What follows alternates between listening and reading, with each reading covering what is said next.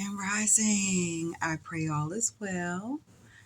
Have you prayed and read your word this rising? I pray that you have. It's the first thing you should do before you do anything else. All right, so let's get back to me getting the news about my dad unaliving my mom. Now, early on in the videos, I said it didn't faze me that that my mom wasn't around. Um, but what did faze me was how I told my what my dad did, like how I was told the information of how she was unalived. My mother not being around was normal. I was used to that. But I was given the information on how she or why she wasn't around. Um, Now, my grandmother started the story off to tell me that um, your father, she just blatantly said, your father unalived your mother. So I'm just looking. I hear her. Um, I'm just looking or whatever. But then my grandfather comes in and he gives more detail to it. He says that they were driving and apparently my mom wanted to get out to pick some flowers. And while she was doing that, he powed her in the head.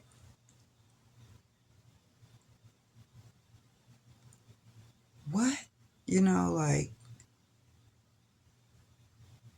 what? My the man that comes to get me and takes me wherever I want to go and buys me whatever I want. That man, he did what? Now I knew what a gun was because my grandfather was a security guard and I saw his gun all the time. And I knew I wasn't supposed to touch it. So you're telling me that my dad, my father, took a pow to my mother's head and unalived her. Huh. Huh. Now I'm a little conflicted because this man treated me like a queen, a princess, not a queen. We'll talk about that later. Not a queen, a princess. He did whatever I wanted to do, even if it wasn't something he wanted to do. He bought me whatever I wanted. In my eyes, that meant a lot. So that's why I've never seen her. And that's why nobody's ever talked about her. I hadn't even seen a picture of her. Hmm. I don't know if I should be afraid of him or what.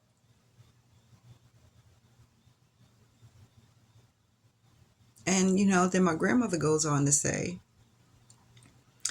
yeah, when we went to visit him, he was, in the ground, in a hole in the ground.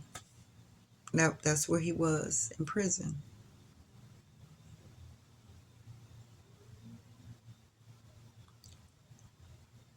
I mean, I don't know how old I am, maybe 7, 8, I don't know. I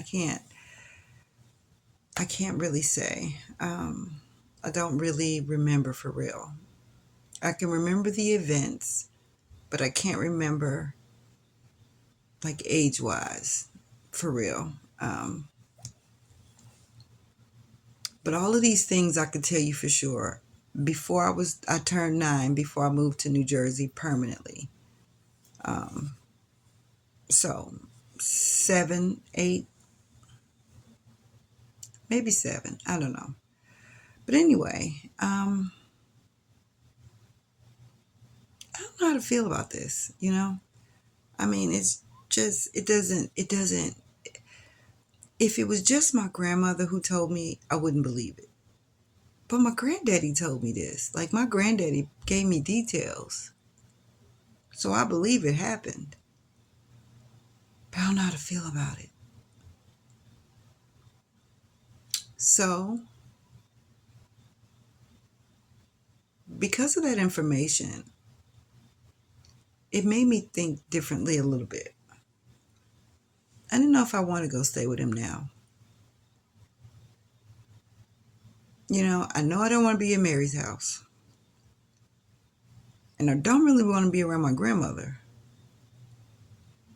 But I don't think I want to be around someone who pow my mother in the head either. So I'm confused, conflicted. I don't know what to do. I don't know how to think. So some time went by, and there was a banging at the door, not a knock. They were banging at the door. You know how the police bang at the door? It was like that.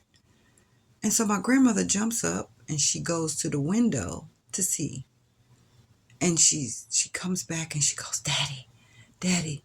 Remember, she called my granddaddy Daddy. "Daddy, the people at the door, those people at the door."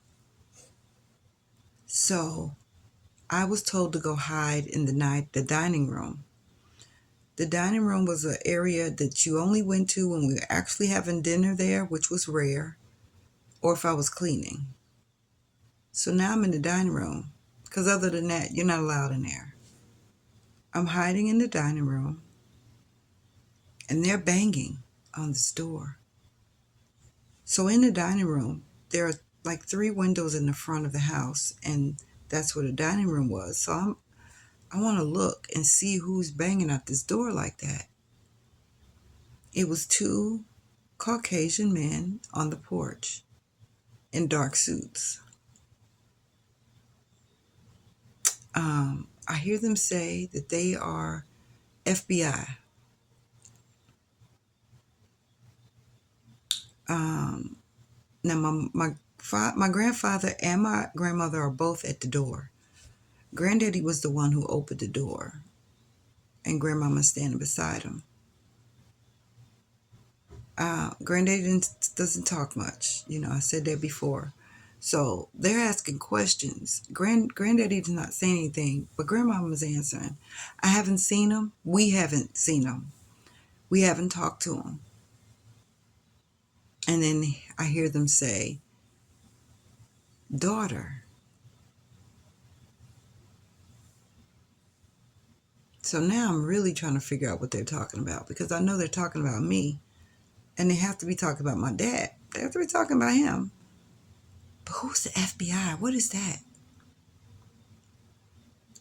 They wanted to come in the house, and Granddaddy said, "You cannot come in here without a warrant." Um, Granddaddy never really raised his voice, but this day he raised his voice, and it was almost like a back and forth with them. They gave, well, Grandmama took the card. They gave him a card and said, "When you speak to him, have him call us."